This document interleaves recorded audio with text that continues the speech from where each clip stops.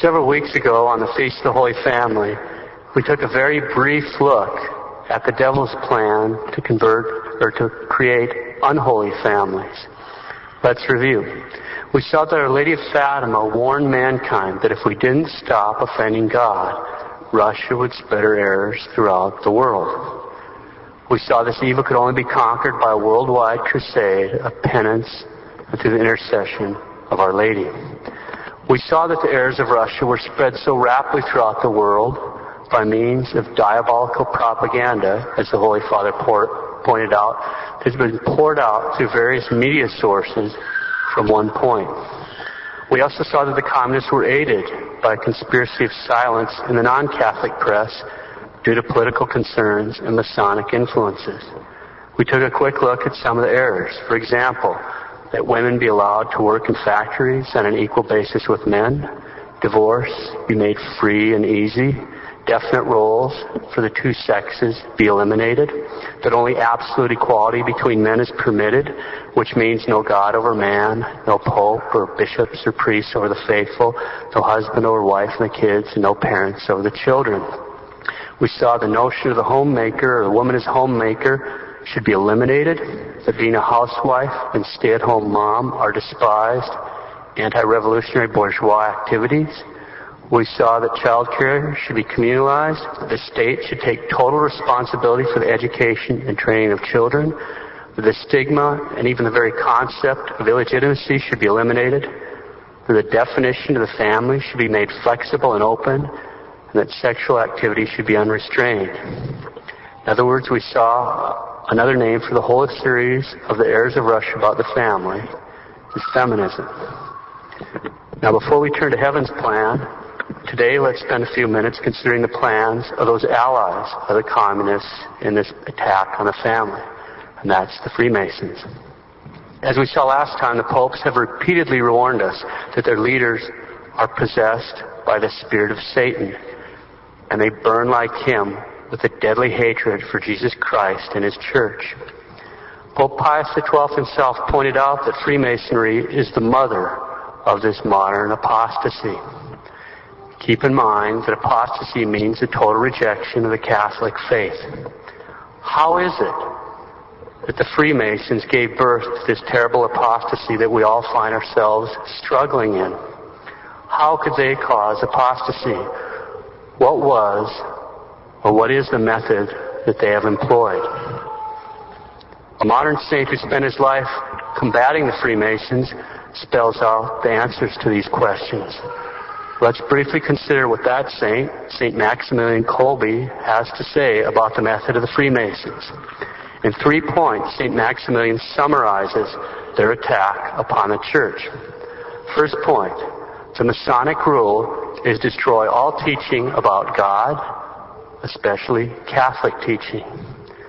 Second point, the Masons teach that Catholicism can be overcome not by logical argument, but by corrupted morals.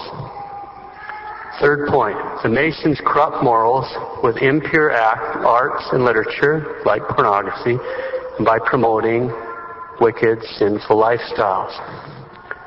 That's St. Maximilian. But as helpful as that summary of their program might be, God so arranged things that in the 1800s, the top secret plans of the very highest-ranking Masons, those most closely associated with the devil himself, fell into the hands of the Holy See. The popes ordered that these plans be published. Here's a series of quotes that have been cut and pasted for the sake of time, taken from these very documents that fell into the hands of the Holy See. Listen carefully. These things are really worth pondering. Quote, now these are the enemies of God. Quote, the work which we have undertaken is not the work of a day, nor of a month, nor of a year. It may last many years, a century perhaps, but in our ranks the soldier dies and the fight continues. Let us prepare our arms in the silence of the lodges. Let us then never cease to corrupt. Let us not make martyrs, but let us popularize vice amongst the multitudes. Let us cause them to draw it in by their five senses, to drink it in, to be saturated with it. Make vicious hearts, and you will have no more Catholics. Close quote. Let us then never cease to corrupt. Let us not make martyrs. See, they learned their lesson in the French Revolution. They provoked a reaction. Let us not make martyrs, but let us popularize vice amongst the multitudes. Let us cause them to drink it in by their five senses, to drink it in, be saturated with it, make vicious hearts, and you have no more Catholics. That's bad enough. There's a lot to ponder already, but as we'll see in the next quote, they're very specific about exactly how they plan to accomplish these goals. Quote, keep the priest away from labor, from the altar, from virtue. Seek adroitly to otherwise occupy his thoughts and his hours. Make him lazy, a gourmet, politically active. He will become ambitious, intriguing, and perverse. It is corruption en masse that we have undertaken, the corruption of the people by the clergy, and the corruption of the clergy by ourselves, the corruption which ought one day to enable us to put the church in her tomb. Close quote. Keep the priest away from labor, the altar, from virtue. Seek to occupy his thoughts and his hours. Make him lazy, a gourmet, and politically active. And he'll become ambitious, intriguing, and perverse. Keep the priest away from labor, altar, and virtue, and he will become perverse. Let's continue. Quote, one of our friends said to us, in order to destroy Catholicism, it is necessary to commence by suppressing woman. The words are true in a sense, but since we cannot suppress woman, let us corrupt her, because when the best are corrupted, they become the worst. The best dagger with which to strike the church is corruption, to the work's end, to the very end. Close quote. In order to destroy Catholicism, it is necessary to commence by suppressing woman. Since we cannot suppress woman, let us corrupt her with the church, because when the best are corrupted, they become the worst. Shades of the Garden of Eden. Okay, quick review. What have we seen in the secret plans of the Freemasons, published by order of the popes in the 1800s? First, they're prepared for long-term battle, even lasting a century or more. Second, they intend to saturate society with vice and corruption, specifically ordering to destroy Catholicism. Third, they intend to corrupt priests by keeping them away from their work, altar, and virtue, and thus priests will become perverse. And fourth, since it's impossible to destroy the Catholicism as long as the women are good, it's essential to corrupt them. That was written over 160 years ago. Let's just ponder a few of the developments since then. Corruption of priests. Bella Dodd was a communist who served as legal counsel to the Communist Party in the United States until she encountered Bishop Sheen, who brought her into the church by a miracle of grace. She stated, quote, in the 1930s, we put 1,100 men into the priesthood in order to destroy the church from within. These young men weren't necessarily communists. They were young radicals, and the idea was for them to be ordained and then strive for positions of influence and authority. In 1953, Manning Johnson, another formal official of the Communist Party here in the United States, testified before the House Un-American Activities Committee, quote, the tactic of infiltration of religious organizations was set up by the Kremlin. In the earliest stages, it was determined that it would be necessary to concentrate communist agents in the seminaries because these institutions would make it possible for a small communist minority to influence the ideology of future clergymen in paths conducive to communist purposes. Close quote. As Our Lady had warned, if we didn't stop offending God, Russia would spread her errors throughout the world. Corruption of women. In 1928, Pope Pius XI said, quote, "There's a sad forgetfulness of Christian modesty, especially in the life and dress of women." That same year, the International Review of Freemasonry said, quote, "Religion does not fear the dagger's point, but it can vanish under corruption. Let us not grow tired of corruption. We may use a pretext such as sport, hygiene, health resorts. It is necessary to corrupt that our boys and girls practice nudism in dress. To avoid too much reaction, one would have to progress in a methodical manner. First, undress up to the elbow, then up to the knees, then arms and legs completely uncovered. Later, the upper part of the chest, the shoulders, etc., etc., etc. Remember Our Lady of Fatima's warnings, quote, "More souls go to hell for sins of the flesh than for any other reason.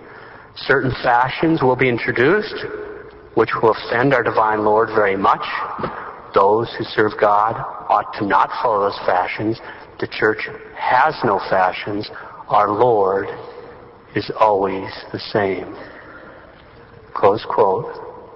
The Blessed Virgin Mary, Mother of God. Our Lady warns about corrupt fashions. The popes have warned over and over again about corrupt fashions, but this methodical corruption continues unabated right up to our present day. See, when the serpent really wants to take out a society, really wants to take them out, he attacks the woman. As Nikolai Lenin said, the success of a revolution depends upon the degree of participation by the women. And speaking of revolutions, why was this modern corruption of morals called the sexual revolution? Was that just some kind of accident? Does anyone here know who actually coined that term? It's coined by a man named Wilhelm Reich. Reich was a psychoanalyst from the school of Sigmund Freud, the communist. As E. Michael Jones has pointed out, Reich discovered that the best way to attack the social system, which rested upon the authority of the Father who represents the authority of God the Father on earth, was to persuade young people to engage in sexual activity before marriage. Sex was to be used as an instrument of the revolution. Once God was out of the picture, the authority of the Father disappeared, and with that, the entire social order based on the moral order collapsed, since sexual morality is the foundation of social order. Obviously, in these matters, the man is easy. They're a lot weaker. The problem here was the woman. The success of a revolution depends upon the degree of participation by women. Reich saw that when he was dealing with an individual woman, he had a very hard time breaking down her moral standards and inhibitions. As long as she was difficult to corrupt, this revolution could not move forward. Now we'll be delicate here. Reich discovered that if he took that same woman and placed her in a large group, a crowd, a class, in which forbidden things were being discussed or acted out, then, in that atmosphere of social pressure, the forbidden behavior would assume a socially accepted status, and the woman would then have a difficult time upholding moral standards and inhibitions. In order to understand the culture war we're in, we have to understand this point. By his study of feminine psychology, and I'd like to suggest by the inspiration probably of the devil, Reich discovered a way to effectively corrupt women in mass numbers. Individually, they're difficult enough, but immerse them in a social situation where it seems like everyone's doing it, and they'll have a difficult time preserving their moral standards and their inhibitions. The techniques suggested by Reich in breaking down the moral inhibitions of women were applied literally right out of the books in all kinds of things. For example, Woodstock and similar music festivals. They're used today in so-called sex ed classes, college campuses. The fashion industry and certainly the porn-drenched media all play a crucial role in sustaining this kind of an atmosphere. Because after all, the success of a revolution depends upon the degree of participation by women. If that sounds far-fetched or unbelievable, listen to this. Now, this is not taken from a story from Reich. I just was reading it the other day and I said, well, here we are. I was already writing this sermon and it's a concrete example. It's not contrived. In a recent lecture at Loyola College in Baltimore, that's a Catholic college in Baltimore, okay, the professor stated that sexual promiscuity and hooking up among college students is voluntary. That doesn't seem controversial, huh? His point was that sex among college students is voluntary at this Catholic college. Now remember that Reich claims that if a woman is placed in a large group in which forbidden things are discussed or acted out, then in that atmosphere of social pressure, she'll have a difficult time upholding her standards. And in the light of his claims, listen to the response to the professor's statement that sex among college students are voluntary. Quote, a young woman and dormitory resident advisor walked up to me afterwards and chided me. Doctor, you are mistaken about that. The peer pressure and the way things are set up make promiscuity practically obligatory. It doesn't matter what the school says officially. The rules are to be broken. This freedom can make girls dizzy and unsure of whatever else they believe about saving oneself for marriage. When it seems like everyone else is doing it, it is hard to say no. I deal with it, or more frequently, turn my eyes from it every day as an RA. Close quote. The peer pressure and the way things are set up make promiscuity practically obligatory. This freedom makes girls dizzy and unsure of whatever they believe about saving themselves for marriage. When everyone else is doing it, it's hard to say no. I'm a priest, and it's hard to read that without being emotional. And I've heard it all.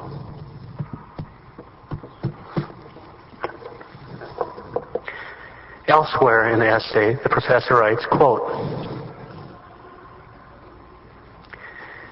in most American college co-ed dorms, the flesh of our daughters is being served up daily like snack jerky. The gates are wide open, and no guards have been posted.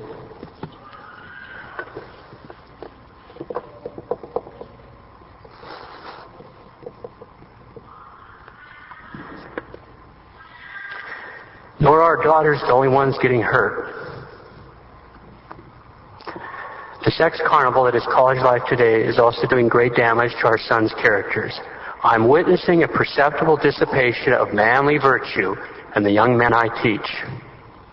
I'm prepared to ask whether America might not be lost because the great middle class was persuaded they must send their children to college with no questions asked, when in fact this is the near equivalent of committing their sons and daughters to one of the circles of Dante's Inferno. Close quote. Lenin is absolutely right. The success of a revolution depends upon the degree of participation by women. That's true. That is how it works. There's one other item worth noting. William Reich saw clearly that the idea of God evaporated from the minds of seminarians who became enmeshed in sexual vice. Okay, let's review. We've seen in the secret plans of the Freemasons of the 1800s, they're prepared for long battle, even a century or more. They intended to saturate society with vice and corruption in order to destroy Catholicism. They intended to corrupt priests by keeping them away from labor, altar, the practice of virtue. By this means, they would become perverse. They realized since it was impossible to destroy Catholicism as long as the women are good, they must be corrupted. We've seen with regard to the corruption of priests that by the 30s, the communists embarked on a deliberate program of inserting radicals into the seminaries. With regard to the corruption of women, the Freemasons embarked on a deliberate program of gradually increasing the modesty of dress. And the revolutionaries realized that the best way to attack and overthrow the social system was to persuade young people to become sexually active before marriage. They discovered that a woman's natural resistance to corruption and her natural modesty could be overcome if they immersed her in a social situation in which everyone's doing it. In that situation, because of her sensitive feminine psychology, she would have a difficult time preserving her own moral standards and inhibitions. Since this discovery, social situations have been deliberately created and are being deliberately created in classrooms, college dorms, and the media, which lead immediately to this kind of corruption and make the so-called sexual revolution possible. Let's close. We've seen the devil's plan. What should we do besides the obvious? Blessed Pius IX, quote, "Give me an army, saying the rosary, and I will conquer the world." Pope Pius XI, "The rosary is a powerful weapon to put the demons to flight and to keep oneself from sin. It overcomes the enemies of God and of religion. It nourishes our Catholic faith. If you desire peace in your hearts, in your homes, and in your country, assemble each evening to say the rosary. Let not even one day pass without saying it, no matter how burdened you may be with many cares and labors. If you desire peace in your hearts, in your homes, and in our beloved country, say your rosary every day." Say your rosary.